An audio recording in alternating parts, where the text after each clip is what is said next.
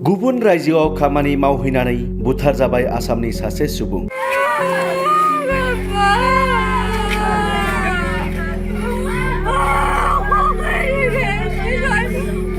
तामुलपुर जिल्ला बरखपा गामिनि फेलुनु बर्मननि फिसाज्ला पंकज बर्मना आसामनि बायजोआव खामानि मावहैनानै बुथारजादों। बेंगालुरुनि मोनसे कम्पानियाव सिकिउरिटि गार्डनि खामानि मावहैनाय तामुलपुर जिल्लानि 35 बोसोर बैसोनि पंकज बर्मना बुथारजादों। थांनाय 28 जुन खालाराव कम्पानियाव खामानि मावनाय समाव गावजों लोगोसेनो खामानि मावनाय गुबुन रायजोनि सासे सुबुंजों गावसोरनि गेजेराव दाङाबाजि जानानै पंकज बर्मनखौ बुथारनाय जादों होननानै फोरमायथिदों। नखरनि सोद्रोमाफोरा फोरमायथिनाय बायदिब्ला पंकजनि देहायाव गोबां बुनायनि सिन मोननाय जादों। मिथिनो मोननाय बायदिब्ला पंकज बर्मनखौ बुथारनाया सिं टाइटेलनि बे सुबुंखौ पुलिस बिफाना हमनाय जाबाय होननानै मिथिनो मोनदों। बुथारजानाय पंकज बर्मननि गोथै देहाखौ कम्पानिनि मददजों दिनै गावनि न'आव लाबोनाय जाबाय।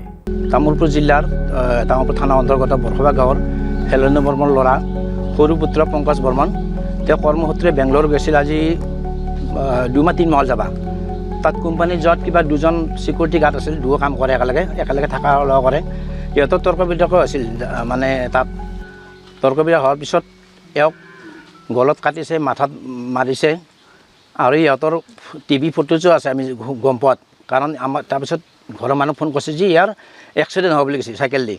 তাৰপিছত আমাৰ ইয়াত তাৰ দুটা ভতিজা ল'ৰা গৈছে, য'ত তাতো তেওঁলোকক এড্ৰেছটো দিয়া নাই। এয়াৰপৰ্ট যোৱাৰ পিছত টিকেট কাটি আৰু পইচা দিছে, কিন্তু তাতো এড্ৰেছ দিয়া নাই। নেদাৰ পিছত কথাবিলাক ৰং হেৰি কৰি আছে। লাষ্টত এওঁলোকে ভয় খাই বেলেগ আমাৰ অসম পুলিচৰ বা সহায় লৈ তাত বেলেগ থানাত বেলেগ হাছত থাকি লাষ্টত মেডিকেল থকা বুলি ক'লে। মেডিকেলৰ পৰা অনাৰ পিছত গম পালাক যে টিভি ফুটেজত আচলতে ডেথ কৰিছে, মাৰ্ডাৰ কৰিছে কিবা সিং নাম উত্তৰ প্ৰদেশৰ। আৰু তেখেতক মোটামুটি মাৰি তেখেতে 20 কিলোমিটাৰ 30 কিলোমিটাৰ পলাইছিল। আগতে তেখেতে বোলে এজন মানুহ মাৰছে, অসমৰে নাকি নাজানো, মানে কৰ্মৰ মানুহ মাৰছে। আৰু এওক মাৰি পলাৰ পিছত পুলিচে অসম চৰকাৰৰ বা যি নহওক তদাৰক কৰাৰ পিছত তেখেতক কৰায়ত্ব কৰাৰ পিছত তেখেত অলৰেডি জেলত আছে। আৰু ল'ৰাজন বিয়া বাৰু হোৱা নাই, অবিবাহিত ল'ৰা। গতিকে এইখিনি অলপ প্ৰচেছ কৰা আমাৰ স্থানীয় বিধায়ক মহোদয়কো ফোন কৰিছিল, তামোলপুৰ প্ৰশাসনক ফোন কৰিছিল আৰু ৰাইজো আছে লগত। কৰাৰ পিছত বিৰাট দুখ লগা মৰ্মান্তিক ঘটনা। তেওঁক যিখিনি মাৰছে আমি চালোঁ আৰু ফুটেজ চোৱাটো দুজন ল'ৰা গৈছে, ফুটেজত গম পাইছে। আৰু এই তেখেতসকলে ফুটেজটো দিব দেনে চাব দিছে জাষ্ট। তাৰপিছত যি নহওক আজি 2-3 দিন পিছত দেওবাৰে ৰাতি যিহেতু ঢুকাল, 2-3 দিনৰ মূৰত আজি আছে আমাৰ বৰখবা গাঁৱৰ যিটো আমাৰ গাঁও বাসিন্দা যিখিনি মানুহ আছে অঞ্চল, আজি 2-3 দিন ধৰি মানুহখিনি মানে ভাত পানী নাই আৰু চব দুখত ভাগি আছে। এনেকৈ অসমৰ প্ৰতিটো মোটামুটি মাহত প্ৰায় 10-20 জন ল'ৰা মাৰি আছে কৰ্মৰতত। এইটো খুব দুখ লগা ঘটনা। অসমৰ ল'ৰা বাহিৰত যে এনেকৈ মানে কিছুমান ট্ৰেইনতে মাৰি ফেলে, কিছুমান কৰ্মত যা সাধাৰণ কথাক লৈ মানে সিহঁতক ডেথ কৰি ফেলে। বহুত এনেকৈ তিৰোতা বিধৱা মানে স্বামী হাৰা আছে, কিছুমান পুত্ৰ মাৰা গৈছে। এইটো বহুত দুখ লগা ঘটনা। গতিকে আমাৰ অসম চৰকাৰৰ পৰাই এটাই আহ্বান কৰিছোঁ, আমাৰ যাতে অসমৰ ল'ৰা বাহিৰত যে কৰ্মৰত ল'ৰাবিলাক যাতে চিকিউৰিটি হেৰি কৰে। আৰু মেইন বস্তু হ'ল পৰিচয়টো যদি দিয়ে ক'ত গৈছে ক'ত যোৱা নাই, এই বস্তুটো ওচৰত পুলিচ থানাত কমচে কম জনাই যাব লাগে বস্তুটো, তেতিয়াহে আমাৰ মানে এটা নিৰাপত্তা হৈ থাকে। গতিকে যিটো আমি দেখা পালোঁ কফিনো বাউলাত তেখেতৰ মাথা গল কাটা পৰ্যন্ত আছে। এনেকৈ হালাল কৰে মুছলিমবিলাকত, আমিতো সিং বুলি গম পাইছোঁ পাৰি। তেখেতৰ হালাল কৰা আছে, গলতো এনেকৈ চিন আছে, গালত দাগ আছে, মাথাত কাটা দাগ আছে। এইটো বিৰাট দুখ লগা ঘটনা। এইখিনি যোৱা দেওবাৰে আমি ফোনযোগে খবৰ পাওঁ যে আমাৰ খুৰা কৰ্মৰত হৈ আছিল বেংগলোৰত পংকজ বৰ্মন, দেউতাকৰ নাম ফেলুনু বৰ্মন, বৰখপা গাঁৱৰে। তেখেতে তাতে এক্সিডেণ্ট হোৱা বুলি কোম্পানীৰ ফালৰ পৰা ফোন কৰে। ফোন কৰাৰ লগে লগে আমাৰ দুজন ভাতৃ অৰ্থাৎ মৃতকৰ ভতিজা ল'ৰা দুজন তাত গৈ উপস্থিত হয়।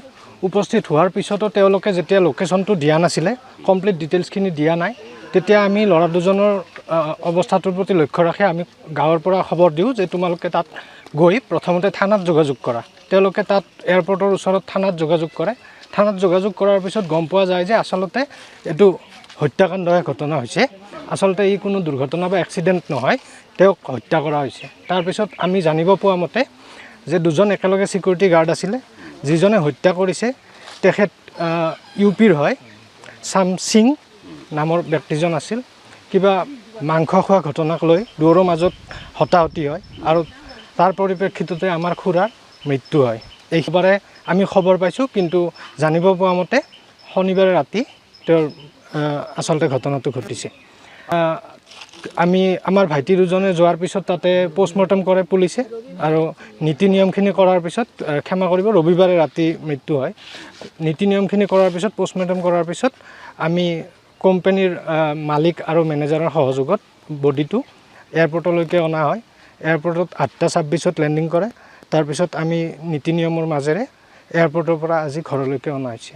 আজি অন্ত্যেষ্টিক্ৰিয়াখিনি সম্পন্ন কৰাৰ কাৰণে আমাৰ গাঁৱৰ মানুহখিনিৰ প্ৰচেষ্টাত আগবঢ়া হৈছে। কি ক'ম মানে, আমাৰ এই অসমৰ ল'ৰাবিলাকে যিহেতু বাহিৰত যায়, তাতে চব মানুহে মাৰি মাৰি পেলাই, কিয় মাৰি পেলাই? আমাৰ অসমৰ ল'ৰাই কি বাহিৰত জেগা নাপায় নেকি? কোম্পানীত কাম কৰিব নিব, নি পেলাই তাতে কিবা হেৰি কৰি পেলাই মাৰি পেলাই।